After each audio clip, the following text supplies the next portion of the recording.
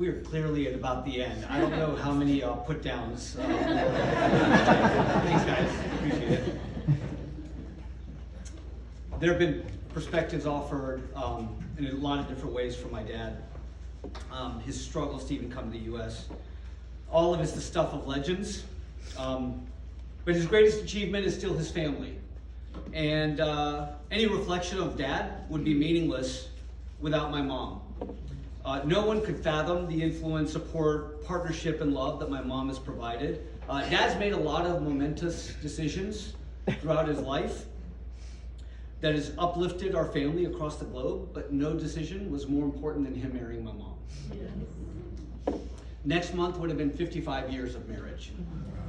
The accolades, well wishes, and general love that is poured in the last week only happened because of her and what she meant to him. In the last several years of Dad's declining health, her singular commitment is the reason that we're here today and not years ago. My dad had Parkinson's for 26 years and dementia for several years, day in, day out, 24/7, 365. It was my mom that allowed him to defy the odds and keep him comfortable during his illnesses, surgeries, COVID, and other ailments. And by the way, since my dad was initially diagnosed with Parkinson's in '99, my mom cared for him while going back to get her PhD, which she had put off to take care of us while my dad was getting his, and she was working full-time as a professor at Miles 2. So, thank you, Mom.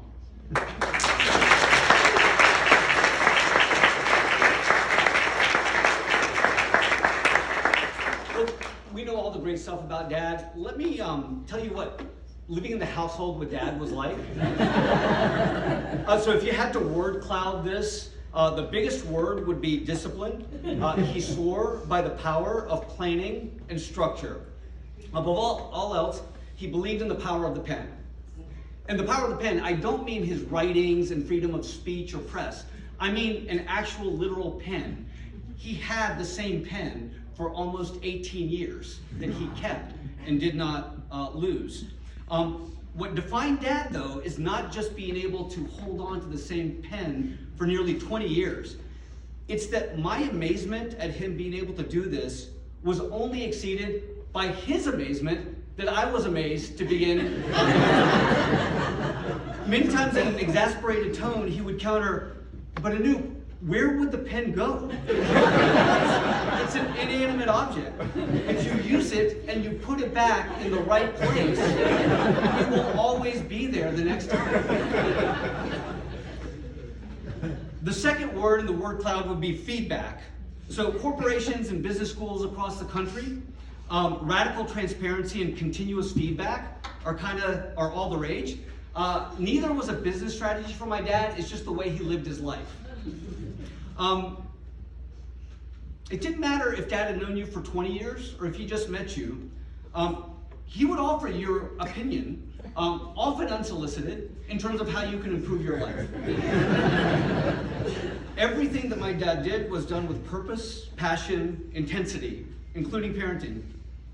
One thing you would never have heard me say, ever, is, "Hey Dad, you seem kind of quiet. Is everything okay?"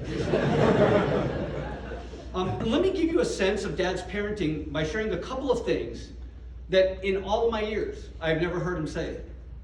First, "You want to finish mowing the lawn tomorrow? Sure, take your time, no hurry." And second, "Oh, you got an 89 on your science test. That's great, so close to an A. Hey, here's 20 bucks. Why don't you go to a movie with your friends to take the edge off?" So, yeah, my dad was obsessed with discipline, structure, intellectual discourse, academic excellence, and financial security.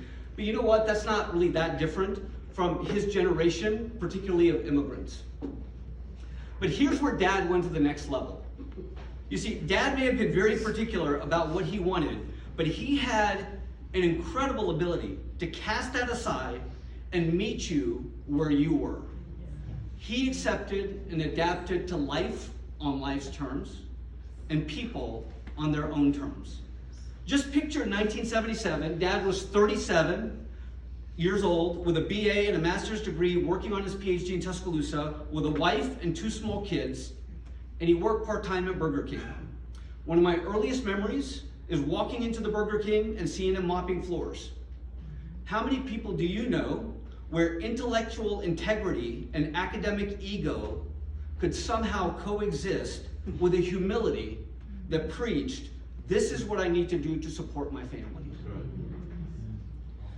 Growing up, I tested this muscle as I made it a point to defy many of his expectations.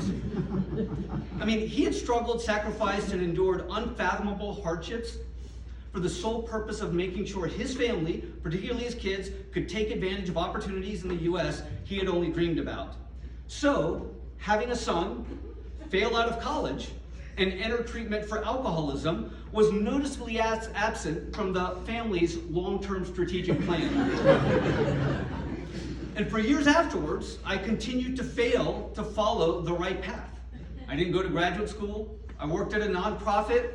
I didn't have a clear roadmap for a lucrative professional career. I wasn't interested in an arranged marriage.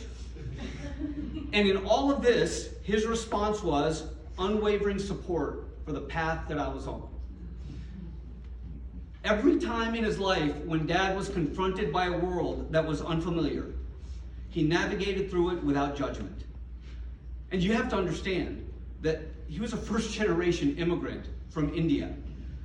They don't give kids freedom. I mean, the only freedom that a lot of my peers had was, hey son, I'm flexible. Do you want to do dermatology or radiology for residency? Dad was a rare father, husband, friend, uncle, advisor, mentor who would give you personalized guidance, but would never personalize outcomes. He didn't clamor for credit for suggestions that I took, nor did he say, I told you so, for suggestions I didn't take. He never felt the need to be validated. As my personal and professional life took unexpected detours, he embraced me for where I was, not waiting until I got to where he wanted me to be. One final anecdote. Now, my dad didn't care for sports at all. He didn't watch it, didn't follow it. Even growing up in Alabama during Bear Bryant's heyday in the late 70s, when I was in my early 20s, he asked me to go to a Birmingham Barons baseball game, which shocked me. But we went to the game, and while I watched, he read the Birmingham News. At one point, when a home run was hit, as a crowd cheered, he looked up and said, touchdown? And I said, kind of, and just kind of let it go. But what I took away from that is, my dad didn't care about the game, he just cared that I cared about the game. And he just wanted to spend time with me. He always looked for ways to connect with me while not selling out his standards. Dad, today we celebrate your life, your legacies, and the countless lives you've touched, the students you've inspired, and the family that you've nurtured. We promise to carry forward your values and passion in everything that we do. Thank you for being the best person I've ever known. I can't promise you that I'm going to keep one pen, frankly, even through the end of the day. But the one promise that I can make to you is I will always look out after your family.